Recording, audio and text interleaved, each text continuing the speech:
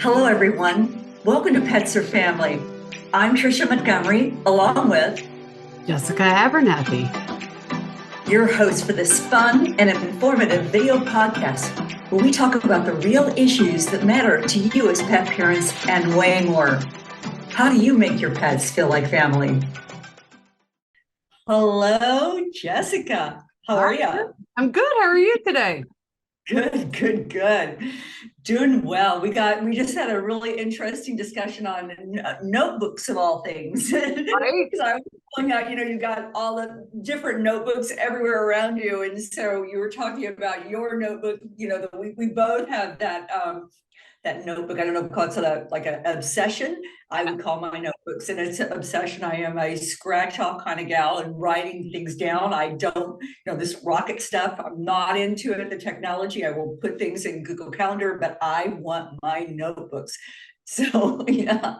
Yep. I got my little flower one today. I love I books. where did you get that? Because you showed me like 5 of these, and I've seen you with different ones. Where can you find those? And you got to send me that link. I love those because I love those colors. Erin Condren. It's Erin Condren. I've been a fan of hers for years. I love her. I love it. And everybody needs notebooks, whether you're you're a pet parent, you're a mom, you need to do your schedules for your kids, whatever it is, Right. everybody needs it also for the veterinary visits, for the grooming appointments, for maybe the dog walker, the pet sitter. So love those notebooks. I love those notebooks. How are Um, you though? I'm doing good today. Still cold like I'm always am. Me and my long sleeves. It's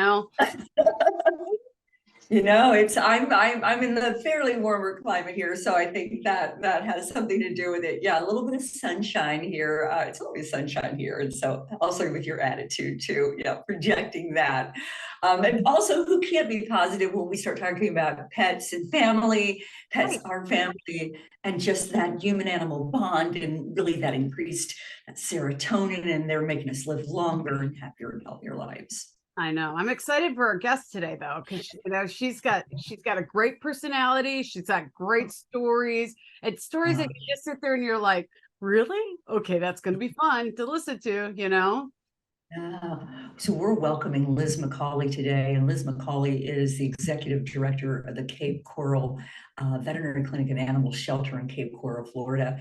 And this woman, I was the past CEO for Paws Humane Society out of Columbus, Georgia, and you meet so many in animal welfare, but it is a job that you're working 7 days a week, that you're in there in the morning from 6:30 in the morning until 7:30 at nighttime.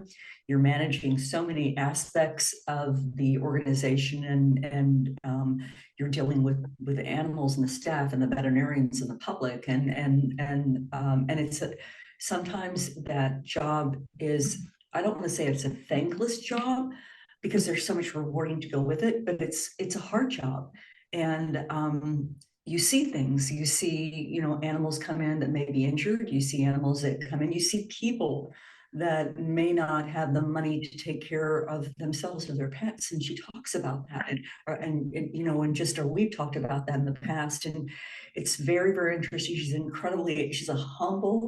such a beautiful, humble person. We're also going to talk a little bit about, just Hurricane Ian, that they were hit by Hurricane Ian, and what happened with that. And it's going to be really, I'm looking forward to speaking to her today.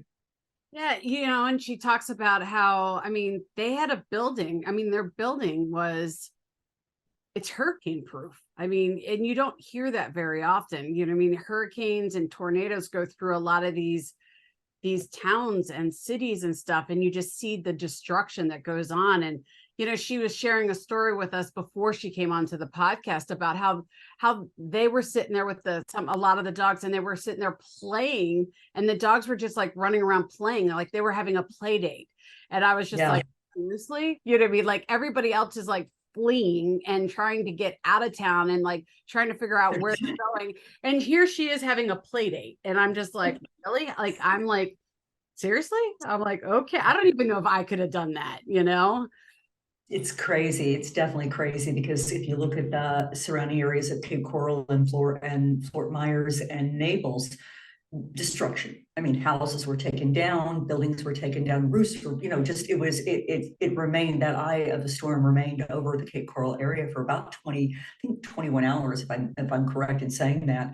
And what happened, and they stood tall, and they were able to help out the community. They were able to help out so many people in need that had lost everything. And she herself was displaced by hurricane. I think she and her husband spent what, 7-10 days at Cape Coral Animal Shelter, because the bridge was taken out in Pine Island. I mean, people couldn't get through to their homes. Right. They couldn't. And then we returned to their homes. The homes were gone. Yeah, she actually moved into the shelter, which is, I mean, apparently Oh, it's not for just animals anymore. It's actually humans and animals, which, hey, yeah, but some remote pets and people, just crazy stories. But that's her dedication, and I'm so excited for to share her story and with our audience, and the different things. And I think there's also, we learn, and we always do a little ask some questions, and we talk to these people in advance as well, and some really interesting stories about adoption, and I'm looking forward to exploring that more with her as well. So yeah, so let's bring her on. Let's bring Liz on to this to Pets or Family podcast, and let our audience share with us on this. I think they're going to really enjoy this one. Oh, I agree. So here she comes. Liz, welcome to Pets or Family. We talked a little bit about you before you got on. Liz is the executive director for the Cape Coral Animal Shelter in Cape Coral, Florida. Liz, welcome to Pets or Family. Such an honor to have you here. It's an honor for me to be here. Thank you so much. Yeah, super excited. So Liz, for those of our audience who don't know you and don't know about Cape Coral Animal Shelter, and your efforts, tell us a little bit more. Gosh, you've been in the industry, in the animal welfare, for over 20 years. You were in Pennsylvania before this. You've got a lot of history in animal welfare and advocacy. Tell us more. Just fascinating story. Well, this has been by far the biggest challenge and the most exciting challenge of my career. I got involved in rescue pretty much the same way almost everyone I know gets involved in rescue. You find out that there's a need and there's a sad situation. I, as you mentioned, I'm from Pennsylvania, and I grew up in the area right outside of Lancaster, Pennsylvania, which is of course known as the puppy mill capital of the world, and adopted a dog in 2007. Purebred Shiba Inu. And I said to the people at the shelter, why is this dog here? This is a purebred dog, why is it in a shelter? And she said to me, well, we think it was a puppy mill breeder dog. And I said, what's a puppy mill? I had no idea. She handed me a brochure. Couldn't believe this was going on in my backyard. And the rest is history. I just started throwing myself into animal welfare. It took a long time to get to work in it. I was volunteering in it for a long time, which I think also happens in people like myself who end up working in it. I started out fundraising on a board of directors for the shelter that I ended up being the executive director of. So it's been a journey. And, just when I think I've seen it all, I see things that hurt me even more. I mean, we have a lot of work to do still. But, this journey here at the Cape Coral Animal Shelter has been amazing. I moved to Florida over 5 years ago, went to work at another shelter. This one was still being built, but I followed it very closely, and I was completely impressed by the people that were in charge of it. Mainly Joanne Lardo, who is our founder and board president. She is a local entrepreneur. She worked in Eastern Europe for many years and came here and runs a rum distillery. And, she's looking around the community, always thinking of ways she can help and things that she can do to make our community a better place to live. And she saw a lot of these people with low income, people on fixed income that couldn't afford veterinary care. And we also didn't have a shelter close by, and people were traveling way outside the area to go to shelter. So she decided to open a shelter, which she had no experience in, and she threw herself into it and learned a lot, and built this shelter, started raising the money in 2016. And by 2020, she had established an incredible board of directors, raised almost $4 million, and built the shelter that we have now, with the intent that we're going to have phase 2, which we can talk about a little bit later, but that's our expansion plan. So we opened March 19th, 2020. And if you thinking about that date, you can know what happened in the next few days, right? 4 days after we opened here, the whole world shut down. We're sitting here with a shelter full of animals. We probably had 80 animals at the time. And what are we going to do? We didn't have a lot of staff. We had volunteers. Some of them weren't comfortable coming here. So we changed our whole protocol. We really, when you talk about pivot, we really changed the way we did things. We had to from the opening. We started scheduling appointments for meet and greets for our animals. We started limiting the time the volunteers would be here and scheduling the volunteers, scheduling staff differently. And it worked so well for us, especially as a small new company shelter. We're still doing it that way. And it's funny how things like that come out of the COVID situation. But, you know, we opened first year, second year, third year, just celebrated our third anniversary. And I'm proud to say we've done 3,300 adoptions. And Wow. it's with 12 kennels and 3 little cat rooms. So it's pretty amazing. That is fascinating. Yeah. I want to circle back on a couple of things that you talked about. First of all, really, I know you all personally. I know Joanne, and there are people that said that she couldn't do this. There are people that were very, very skeptical of her and the efforts because, you know, she didn't know anything about animal welfare nor animal sheltering, and she just dived in and she just did this incredible effort. Just pause up, round of congratulations, and what you guys have done is a feat in and of itself, and it's just absolutely incredible, absolutely incredible. Yeah, well, if you've ever met Joanne, you would know that she doesn't take no for an answer, and she's very driven. Like I said, she worked in Eastern Europe for a long time. She's a driven entrepreneur, very smart, very business savvy, and you know, she just had this vision, and she still does. I mean, we communicate every day about things to do with the shelter, and you know, although I run the day-to-day operations here, she is very much driven for what our future is going to hold, which is our expansion, which we'll talk about. We're expanding already, getting more involved in animal welfare throughout the state. I was just in Tallahassee 2 weeks ago for Humane Lobby Day. She's very supportive of that. She has a lot of contacts in government, and we want to change things. We not only want to be a shelter here that, you know, saves all these animals. We want to get to the root of the problem, which is preventing so many animals in the first place, preventing the overpopulation and the backyard breeders and the puppy mills. And you know, we're very driven to that, and that's where Joanne comes into play too, because that's her vision, and that's what she's always wanted for us, and that's what I want too. And it's very contagious when you see her enthusiasm and drive. So talk to me about our, you know, we're about pet parents.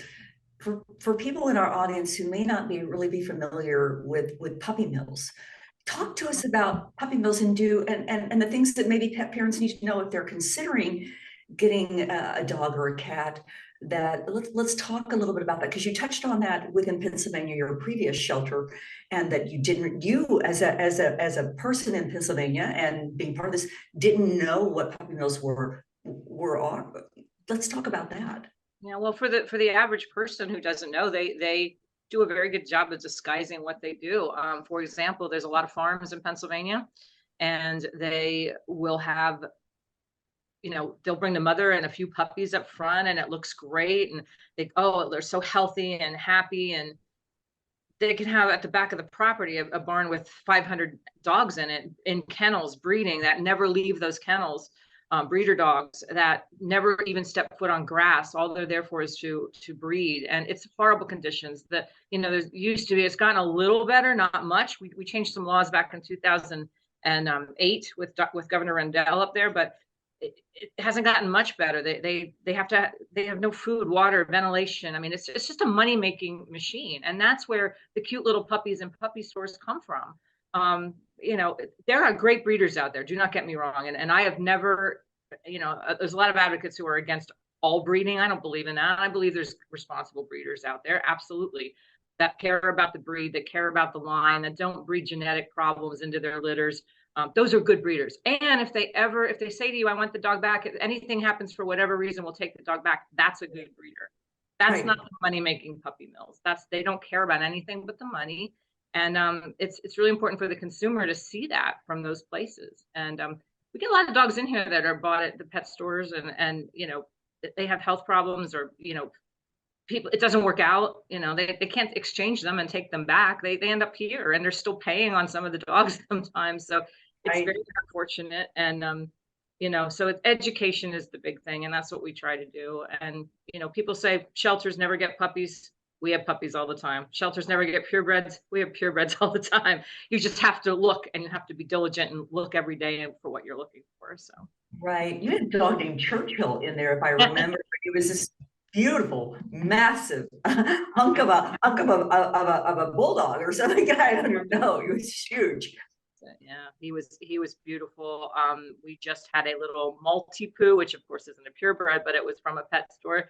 Took it home one day. They were allergic. They had to surrender it here. The pet store didn't give their money back. It's here at the shelter, when we adopt an animal out, no matter what the circumstances, we will take that animal back. No questions asked, no problem. And that's good breeders do the same thing with their breeding. So, it's really up to the consumer to educate themselves and make sure, the history of what dog you're getting, and as much as you can, and ask us, and come see us. We have amazing animals here. So. Yeah. So what are some questions from a pet parenting or prospective pet parenting side? Can they ask? Do they need to know if they're considering? I mean, you touched upon purchasing a dog from a pet store. There are many states that have, not allowed that anymore. And our beautiful friend Steve Dale has done an incredible job with that in Chicago. But what are some things that pet parents might not know that they should know, Liz? And then information. Sorry. So if you're buying it from a pet store, it's from a puppy mill. It's some sort of, we say puppy mill, but it's a commercial breeding facility. Mm-hmm. Responsible breeders do not let their dogs be sold or their animals they breed be sold in a pet store. Why? Because they care where they go. They want to make sure that they are asking all the right questions, that it's going to go to a good family, that it's going to be well taken care of. That's what breeders do. They vet those people. Pet stores don't ask those questions. If you have the money or the credit card to pay for it, you're going to get the animal. So pet stores in general, you're right. We actually passed a law here in 2019 that you are not allowed to sell cats or dogs in pet stores here in Cape Coral. We would love to see that nationwide, statewide, and we'll fight for that if it ever gets to out on the bills out there again, because it's not right. But if there are, like I said, there are responsible breeders out there. If you search a breed, if you are absolutely have to have a certain breed, look for a breeder. The biggest thing is look for that contract. Look for a breeder who's going to make sure you are signing something saying if anything for the life of that dog ever happens, it comes back to you. That's what the good breeders do. They want them to come back. They usually have some kind of health certificate, some kind of health guarantee. Same thing. If it's not healthy, they want to get it back because they don't want to keep breeding dogs into genetic problems into their dogs either. So ask those questions, make sure you meet the mom, make sure it's, just be diligent with that. Absolutely. Liz, excited about this. So last episode, we talked to Becky Mosser about Heartwarming. It is April, and I know you all are focused on Heartworm right now from something that you're doing at your shelter. Talk to us about your program that you're doing and everything that you're really doing. And for those of our audience who may not think that Heartworm is in your area, let's talk about that and touch upon what happened with you all with Hurricane Ian as well. So coming from Pennsylvania, I was not familiar with Heartworm because we really didn't have it. I was told, yeah, you should have them have your dogs on Heartworm medication. I used to do it in the summertime because I figured in the wintertime there's no mosquitoes. Well, boy, I changed my mind on that because it's obviously transmitted through mosquitoes, especially here in the South. We have mosquitoes all the time. So you cannot, of course, ever have your dog not on Heartworm medication. We've probably seen, I should have looked up the number, but it's probably well over 250 of our dogs have been positive for Heartworm. It's deadly. I mean, it is worms that get into your heart, the heart and lungs of the dog, and it basically will kill them. And it's sad to see. The symptoms are heartbreaking, a lot of coughing, a lot of problems breathing. And but it can be treated, and we treat it here at the shelter. So a lot of times we will purposely pull dogs that are heartworm positive from other shelters, from a lot of the municipal shelters, because they don't have the means to treat it. But what we do here is we follow the American Society of Heartworm Prevention. So we follow their treatment, and it's 3 injections total. And so they start on some doxy for a month, and then they have 2 injections 2 days in a row, another month of doxy, another injection. And then it takes almost a whole year to make sure that it's cleared. We test for microfilaria, which is baby heartworms, new ones, and 6 months through, it's always a good sign if we don't see those. We've had very few dogs that have had a reaction to that treatment. I happen to have 2 that had reactions. And the only reason I have them is because they had reactions, and I took them home, and, you know, we wanted to keep an eye on them and make sure they were going to be okay, kept them on the treatment. And then I fostered them, and then they just stayed, Lucy and Bucky. But most dogs, you know, they are a little sore, and they have, you know, some discomfort with the injections, but most of them come through it with flying colors. The only problem is you have to keep them calm for a year, because as those worms are dying, you know, it can cause problems with their heart and lungs. That's probably the hardest part of heartworm, is keeping a dog calm, because they are usually not. But we have spent a lot of money treating it here. We still adopt out the dog, but we make sure they come back to our clinic for the treatment. We follow up on that to make sure, because they will die if they're not treated, and we make sure of that. So it's a deadly thing. Please don't ever have a dog that's not on heartworm preventive. And it's so easy now. There's all kinds of products out there, and, you know, we use a lot of different ones for different situations, and no excuse. You've got something going on for Heartworm Month. You've got for April. Talk about that, Liz. Yeah, so it's our fundraiser we do every April called Helping Hearts. And it's our once a year fundraiser that we try to raise enough money to cover the cost of us treating all of these dogs for the next year. So we're hoping, our goal is $5,000. It's all online. You can just go online and make a donation on our website. But we usually get more than that, which is good, because it, like I said, it's very expensive. The injections are expensive. It's time for our vet staff to treat these animals. Of course, we bring them in here to the clinic that day. So we monitor them. They're here all day. So they're in our care, and, you know, we want to make sure they don't have any complications. So it does cost us a lot of money to treat that, but it's the right thing to do. So that's why we try to raise a little money to help us. Fantastic. I want to bring up something that I thought was really interesting that I didn't know about you, Liz, and this was just really beautiful. So you're adopted. My daughter's adopted as well, and I think when you look at that, did that really talk to us about that really started your journey in animal welfare, and the importance of finding shelter animals homes. Is that correct? Or tell me about that. I feel that way. I felt that way over the years. I didn't necessarily think of that when I got into this, but over the years, as I've seen all of these unwanted, abandoned animals, and thought to myself, gee, you know, that was me. That was me. And I needed a family to come along and adopt me. And, you know, when I hear people say, oh, you know, the animals in the shelter are defective, or there's something wrong with them, or there's a reason they're there, that's not true.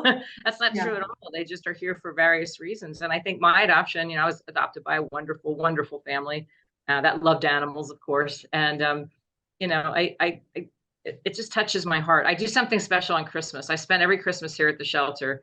I do a big deal giving animals the gifts, and we get all the volunteers come, and they love it. We have such a great time that day. We bring each of the animals out individually and give them a tree. And I think it's because I was born on December 18th, and I spent my first Christmas in an orphanage. And I often think to myself, well, I wonder if the nurses and the people that were caring for me did something special for me for my first Christmas. So I kind of like to think they did. So that's why I try to do something special for all the animals that are here on Christmas Day. And the volunteers and staff love it too. We have a great time. Yeah. So literally just brought tears to my eyes. Yeah, that's so sweet. Yeah, that's so sweet. You do get that on camera, right? And you do post that all over social media, because that's just the tearjerker right there. I always think it's neat how people take time out of their Christmas Day to come here and do that too. I mean, they're celebrating with their families, but we do it in the afternoon, and we get a lot of people coming here to do that, and it's really pretty cool. I love it. That's awesome. Liz, my heart goes out to you and to everything that you all are doing. And you know, a lot of people, I think there's a misnomer that people in the Cape Coral area, that, you know, whether they're in Cape Coral, they're in Florida, that they don't need the funds, that they don't, you know, they can do this, or that you can do this on your own, you're funded. But that's not the case. There are so many people out there that, you know, that are struggling, and whether they're retired or whether they've lost things because of Hurricane Ian, that there are struggles going on right now. I want to wrap and talk about that, Liz, because you guys are really focusing on helping people in this area, and just absolutely beautiful what you're doing. So we have our affordable care clinic. I think that's the most important thing. We have seen over 5,000 clients in the 3 years we're here. It's amazing to me how many clients bring animals in that have never been to the vet, and they've been waiting for some place that they can afford to go to. We're the only one in the area. There's some local in the other parts of the county, but we're the only one locally, and a lot of people have trouble getting other parts of the county. So, you know, we'll have an appointment for an animal and it comes in and it has never been to the vet. So it's really kind of amazing that we're providing this service. And then we get other people that come to the clinic just to support the shelter, because the revenue from the clinic does go to support the life-saving work we do at the shelter. So that's kind of a win-win for people as well. You know, our area, it's not a wealthy area. I would not say Cape Coral is wealthy. There's a lot of fixed income folks here. The hurricane, I live on Pine Island, as you know. Half of St. James City is still living in tents and vacation homes, or trailers and tents. And it's you know, we've been really hit hard here. Fort Myers Beach, Matlacha, lots of areas here. So before the hurricane, we gave out a lot of crates. I'd say one thing: if you live in South Florida, have a crate for your animal, because we could not believe how many people came here for crates, thinking they were going to have to evacuate, and many of them used the crates. We were out of them within a couple hours of advertising that. So have a crate. After the hurricane, we were very blessed in the fact that we were on the news a lot. So a lot of people were bringing us supplies. We had many people come from the other coast, bringing us things. I'm, as I mentioned, from Pennsylvania. Someone saw me on the news up there and brought truckloads of supplies for us, more than we even needed, which was great, because we were able to take our van and go out to these areas that were hard hit. And we gave away food and supplies and water, and, you know, just everything that we could possibly do to help the people that were affected the most. And that was the community supporting us, and we were able to pay it forward, which was amazing. It's amazing. Wow. Yeah. And you actually lived at the shelter, Liz, for about quite a while, and you spent during Hurricane Ian, you were at the shelter with those animals, with some of your staff, and you and your husband, and your animals. So yeah. 7 days, my husband and I lived in my office with my 3 dogs, and we're still married. So I think we have a great marriage. It's not easy. We didn't have water and electric for most of that, but we couldn't get back to our home because the bridge was washed out on our island. But it was okay. I would have been here anyway. And I will say we were here during the storm. I have video. The animals were safe. They were playing. The puppies were playing. We had the storm shutters up, and it was like nothing was really even going on with them. So we have a well-built building, and we're hoping that the next building is built just as strong. So yeah, Liz, it has been our honor to talk to you, and just a wealth of knowledge. And just how can people get a hold of you? How can people get a hold of Cape Coral? How can they make a donation to you? What can we do to help you and help you pay it forward? Tell us how to get a hold of you. Well, your organization is amazing. I want to take the opportunity to thank you. From the time I met you, Trish, to, you know, all the work that you're doing behind the scenes for us, and for shelters, and for pet parents. I mean, I think the education portion of what you're doing, and the support of us, we are so grateful for that. It's really easy to get a hold of us. CapeCoralAnimalShelter.com. Everything's on there. You just look around, all our animals that are up for adoption, all of the policies, and the donate button. Many ways you can donate. We are actually going to be launching our capital campaign for our new building. We are building an 18,000 split square foot additional building here on the property. And this facility that we're in now will be completely converted to the clinic, so we can serve more of those people who have not had their animals to the vet. And so we need all the support we can get. We need a lot of money to do it, but it's needed. There's a great need for it here.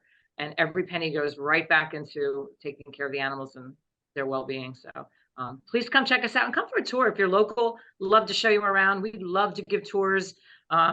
Be happy to show you our facility and talk about all the great work we're doing. And just want to say thank you to our volunteers and our staff too. Our village is incredible. We have the best volunteers, and we do a little with a lot of staff, so that everybody's overworked and they know it, and they smile every day anyway. So we're grateful for them as well. Outstanding. Liz, thank you so much. Liz McCauley, Cape Coral Animal Shelter, thank you for joining us on Pets for Family. Our honor to be with you today. Thank you both. Appreciate it.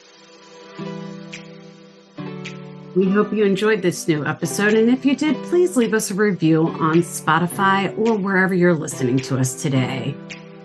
If you want to reach out to us, feel free to find us on petsourfamily.net or any of our social channels, Facebook, Instagram, or LinkedIn. And we want to remind you, pets are family. Have a good one. We'll see you in 2 weeks. Bye, guys.